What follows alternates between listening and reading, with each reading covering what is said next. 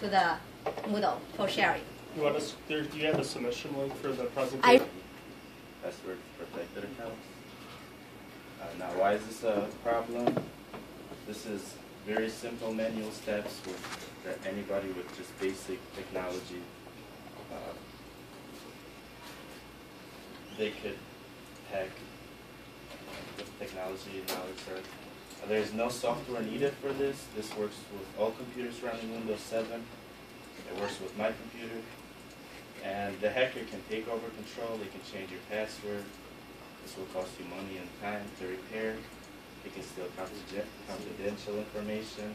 They could possibly install malware and delete your log files to hide the tracks.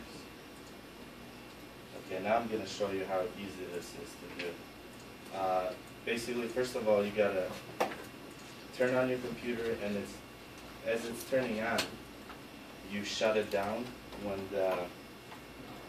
the starting Windows logo comes up. This will launch up the startup repair. You go there. It will ask you to, if you wanted to restore your using System Restore, you just cancel this. The startup repair will go on for about 20 minutes. If you have an HP, the HP Recovery Manager will come up. You just have to bypass it by going to Command Prompt. And startup repair cannot repair this computer. And then the show problem details, you have to open it and click at the very bottom, and this will open a notepad file. Going on File, Open, and navigating to the System32 file, you're going to notice that the C drive is switched to the D drive now.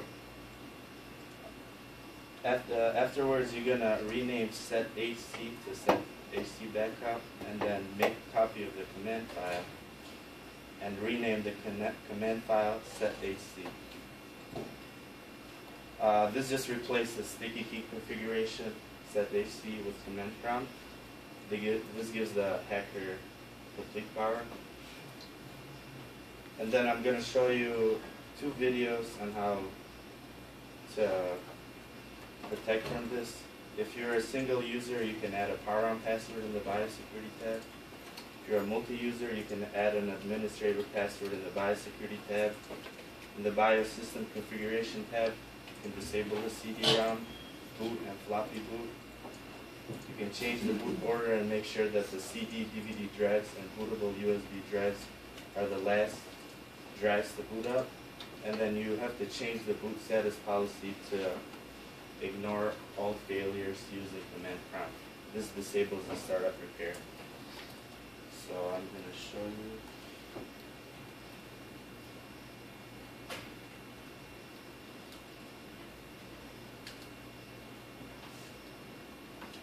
So just by tapping Shift 5 times, you open up command prompt. From here, you can navigate wherever you want. But you can also change the password to whatever you want using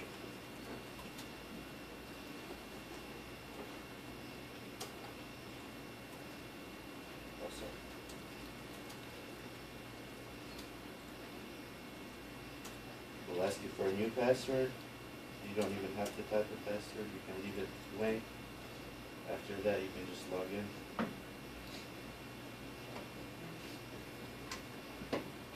And here's the first video. You're going to go to your BIOS, and this is only if you're a single user, and change your power-on password. So every time you're prompted, you can type a password.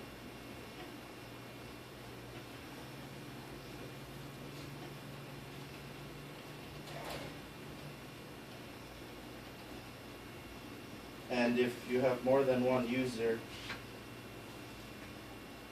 you can go to your administrator password so nobody has access to your BIOS settings. And then navigate to the boot options. And make sure that the CD-ROM boot and the floppy boot are disabled so nobody can insert it. Bootable CD drive. And make sure in the boot order that the hard drive is the first one to boot up.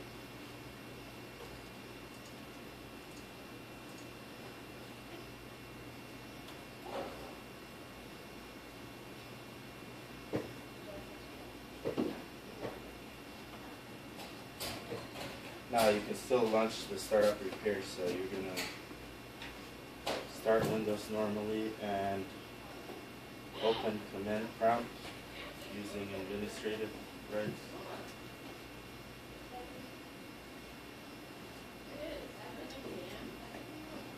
This will change your boot status policy to ignore all failures, so you won't be prompted with the launch startup repair.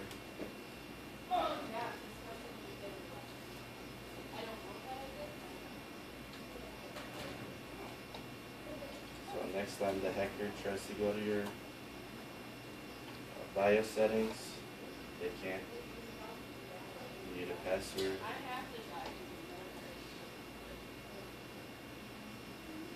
And if they try to put a bootable CD or a USB drive, it won't work. And the launch startup repair won't come.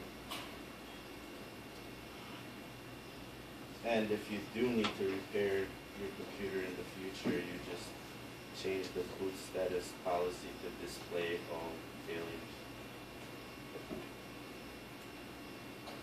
That's it. Questions?